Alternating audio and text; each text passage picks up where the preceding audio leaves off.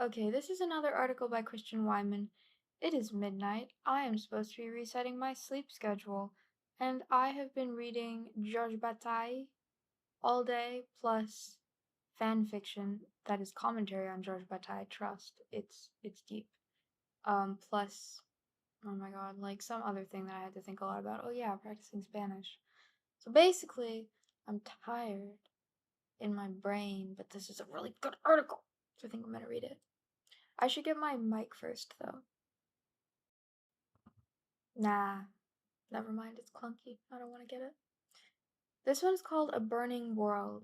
Can poetry truly supply the language to express the ineffable sensations of suffering and love? Christian Wyman, 2023. You only love when you love in vain. Try another radio probe when 10 have failed. Take 200 rabbits when 100 have died. Only this is science. You ask the secret, it has just one name, again. In the end, a dog carries in his jaws his image in the water. People rivet the new moon. I love you. Like caryatids, our lifted arms hold up time's granite load, and, defeated, we shall always win. You only love when you love in vain. I really want to read this in so if you've seen Interview with the Vampire, the actor who plays Daniel Malloy, the Daniel Malloy voice, I need, I want to read it in his voice, but alas, I do not possess the blasé reporter, not blasé, cynical reporter Daniel Malloy voice. Or Dr. House voice. That one would be fun too, but alas. You only love when you love in vain. I am drawn like any common reader to poems that reach for succinct and universalizing statements like this. Hope not being hope until all ground for hope has vanished. Marianne Moore. The end of art is peace. Seamus Heaney. Shame. We are what we are only in our last bastions. Me. Removed from the flesh of their poems, though, the statements become a bit bony and cold. They don't pierce or reverberate, they thud and nag. The end of all art is peace? Can we really have no understanding of hope or identity until those things have been crushed? Do we love truly only when we feel do we love truly only when we feel fully the ultimate futility of such love, etc.? One reason modern poets became suspicious of abstract statements is that life is often inimical to them. Love is all you need works fine in a pop song, but in a marriage, or in a boat full of refugees, or in any work that seeks to speak to life as it is genuinely lived, it grates. Go in fear of abstractions, thundered Ezra Pound, ironically but revealingly echoing the biblical injunction to go in fear of the Lord. There is a severe contradiction between our need to speak of ultimate things and the immunity of those things from speech. There is also sometimes hope and rescue. It may be, if you please, that contradiction is one of the signs that make us recognize that we are approaching the final truth. For it shows that man no longer feels the fear. Oh, sorry, I was going to wokify. For it shows that humanity. For it shows that a person no for it shows that a person no longer feels the fear which ordinary criteria inspire in them. Lev Shestov. We only love when we love in vain. Well, I don't know what he means. I must be constantly approaching the final truth then, because I'd be contradicting all the time. I love contradictions. Hegelian synthesis. I don't know if I'm using that correctly because I've never read Hegel, but the image of it, I will steal. What was the other thing I was gonna say? Oh yeah, contradiction between our need to speak of ultimate things and the immunity of those things from speech. Yep. It always goes an up and down. It's like an up and down motion because you get up to a point where you realize it, and then what you realize, it comes out so simple and lapidary, and then you're like, well, okay, now I have to go do the dishes. Yeah. Once again, my diaries from 2021 basically covered this already. My diaries from 2021, I'm pretty sure that's like everything I'll ever realize in life. She knew what was up. Yeah, unfortunately. Again, things must be lived. Anyway, to go on, is the statement then true? It's the wrong question, or at least it needs different phrasing. Does the poem create a space in which the statement can be true? Still off. Does the poem create a space in which the question of truth is in some sense suspended, not timorously avoided but savingly evaded? Does truth move through the poem as light moves through an elegantly constructed mobile, a late Lee Bontecu say, heightening and refining what it at the same instant lets go? And is the space only in the poem, or is it opened in a life as well? Poetry is not simply good at creating spaces for this paradox, the speech that gives presence to that which will not be spoken. It can enact and enable the proper fear one feels when approaching any absolute, including, if need be, the absolute truth of contingency. And it can enact and enable the fears, falling away. The faith that poetry engenders can be, for the poet, religious in terms of intensity and commitment, but it is, in my experience, both as poet and as witness to the lives of friends, both provisional and perishable. Poetic faith is a matter of nerve and instinct. Religious faith will likely emerge from the nerves, perhaps even from an experience in poetry, but requires a conscious leap. I'm not sure what he means by that. There is a seed of horror buried in Holub's sweet little ode to joy. Those rabbits. As it happens, I have been reading about experiments on rats designed to find more effective treatment for human anxiety.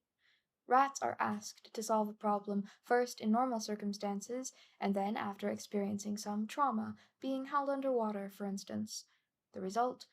Rats do not relish the sensation of drowning, it seems, and think better dry. Presumably those 100 rabbits, killed for the sake of an experiment, were also waterboarded, or had their paws relentlessly shocked, or had their cages severely tilted to make falling feel both imminent and permanent. Is Holub, who was a scientist by profession, missing or minimizing the horror because of that? Or is horror an absurd word in this context? Because who cares about a boatload full of fucking rabbits? As drunk teens in Texas, we used to shoot them randomly from the back of pickup trucks and leave them where they lay, much less rats. In upstate New York, some 30 years ago, a dairy cow delivered 4 calves, and each time brought them to the barn when they were steady enough to walk. Each time the calf was immediately taken from her, and if female, raised to replace a cow in the herd, if male, placed in a crate so that it couldn't move, no untender muscles, fed synthetic formula to keep it deliciously anemic, and in 4 months slaughtered and served as veal. Mama Cow was spared these latter details, presumably, or at least her actions when she became pregnant for the 5th time. Dairy cows are kept permanently pregnant, make any feeling soul desperate to believe that. The 5th pregnancy turned out to be 2. She delivered twins one night before anyone was expecting it, and was thus alone. She took one calf to the woods, and filled its belly and licked it to sleep under a tree. She took the other to the barn, and waited there with it until the great takers came. Guys, I should not have started reading this before I go to bed. This is so sad. This is horrible. I hate this. Every day I say to myself, I should be vegetarian. And then every day I say to myself, 1, I like meat. 2, I need to have something substantive in my diet. Anyway, she took the other to the barn and waited there with it until the great takers came. We only love when we love in vain. Eventually the owners did unravel the ruse, as every evening the mother came to the barn inexplicably dry. This is where the story ends, or rather where it refuses to be a story. The calf was male. Still, there remains a lot to ponder, in the cows pondering, of those two wet cows nobbling up for that first nuzzle at her teats. There is deliberation and initiative, action and consequence, memory and imagination. And where these things are, there is, inevitably, though its form may be eccentric or obscure, and though empathy is so easily and so often trumped by pleasure, suffering. Recent evidence suggests that rats are capable of metacognition. That is, they can think about their own thinking, they know what they don't know. Imagine a test that grows progressively more difficult, distinguishing between duration of sounds, for instance. If you make it to the end of the test successfully, you receive a wonderful prize, a new house, say. But if, at any point, you realize that the test's difficulty is beginning to exceed your brain's capacity, you have the option of bailing out and receiving a lesser prize, a new car, say. A few humans are geniuses, and will successfully complete the test without doubting themselves at any instant. A somewhat larger number will overestimate their abilities and end up with nothing. Most humans, though, will accurately recognize when they have reached their own limits and choose the car. Rats respond to different prizes, but respond they do, and in roughly the same proportions. For humans, metacognition is a prime example of what we call consciousness. Does this mean that rats are conscious? And if rats are conscious for Christ's sake, then. The first cancer drug I took was what is. I live by a hospital. The first cancer drug I took was what is known as a chimerical agent, and was made from a combination of molecules from humans and mice. I doubt the mice signed consent statements. Other drugs that have prolonged my life first burned out the eyes of rats and rabbits, ate through the insides of zebrafish and wriggly-nosed little guinea pigs. It never occurred to me until now to even wonder about these unwilling animals, much less to think of them suffering one by one. Now I feel nothing. That is, I feel the nothing of not having felt. As the cricket's soft autumn hum is to us, so are we to the trees, as are they to the rocks and the hills. Gary Snyder. In his wonderful book, The Spell of the Sensuous, David Abram, building on the work of Maurice Merleau-Ponty, argues that in all human discourse there is a dimension of significance beyond the merely expressive power of the words. This dimension comes from humanity's original embeddedness in the natural world, comes in part from the sounds and silences of the natural world. To extricate human language from this matrix of meaning, by way of modern orthography, according to Abram, is to hold the world at a distance, to conceive of the world as distance. Great things can come from this. Modern medicine, pretty much all of Western philosophy, history, and theology, endless bananas. But of course there are costs, and not simply the environmental ones that have become even more obvious in the almost 30 years since the publication of Abram's book. For meaning remains rooted in the sensory life of the body. It cannot be completely cut off from the soil of direct perceptual experience without withering and dying. Well, they'd made up their minds to be everywhere, because why not? Everywhere was theirs, because they thought so. W. S. Merwin, the last one.